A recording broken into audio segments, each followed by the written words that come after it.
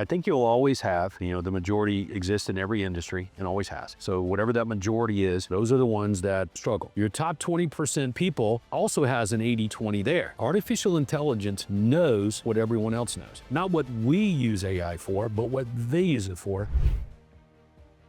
I think you'll always have, the majority exists in every industry and always has. I don't think it ever goes away. So whatever that majority is, those are the ones that struggle. Okay, that's the majority. So they're not achieving what the minority is achieving. So when you look at any industry over time, I don't ever see that going away. You're still going to have your 3 layers of success there. So I was having this conversation with someone yesterday, and it was a broker, and they were bragging about how they use AI. What's the trend of the public? How did they get information? How are they doing things? What are their trends there? Because your top 20% people also has an 80-20 there. The top 20% of that 20%, I can assure you, that's exactly what they're thinking right now, and they're looking for the trends. What do the customers that I most want? How are they getting information? Artificial intelligence knows what everyone else knows. It's not like it doesn't know, it only knows what's available in the world today. Okay, now, there's this discussion about, like maybe it has the ability to know more than what we know because it can put thoughts together and create a new thought. And I'm like, yeah,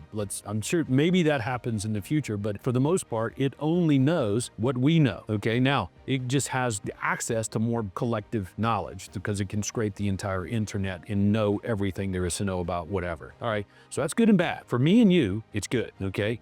For the average real estate person, really bad. Because let's say you're a seller and you want to sell your house. You're like, I really want to sell my house. I'm not really sure what to do. Why don't you help me out? Clip, right? So Grok, ChatGPT, whatever's around today, Gemini, whatever, it does its thing, scrapes the web. It's going to make conclusions based on the data that it has available to itself. So for the most part, the majority of real estate agents and brokers run a dysfunctional marketing system. They're out of alignment. For number one, what they're pushing and marketing to the world is we're for everyone. We can help anyone do anything. So immediately they're out because there's no way to have a fine-tuned marketing message that appeals to everyone. If you try to be all things to all people, you dilute your effectiveness, immediately. So that's what the industry majority tries to do, as we're for you. You want to buy or sell real estate? Dude, I can help. But, I'm behind on my payments, and we can do that. I'm a first-time buyer. Oh, I can do that too. I need to get rid of this home so I can buy another. We can do that one. How can you do everything? And the answer is, yeah, you're probably not going to do everything really well. People like to tell themselves they can, but the public doesn't believe that you can do everything for everyone. That's not a thing. You and I don't believe that in any business. So we look for specialization. So the AI does the same thing. It's going to look for specialization. So if you want to sell your house, the artificial intelligence knows that the number one thing you probably want above anything else is certainty. And then it's going to reverse engineer from there. Less hassle, shorter time frame. If you could just wave your magic wand, customer shows up with the briefcase full of cash right there. You get it, you're done. If that's true, then you and I will make our decisions about how our business needs to roll based on how the customers do things. Not what we use AI for, but what they use it for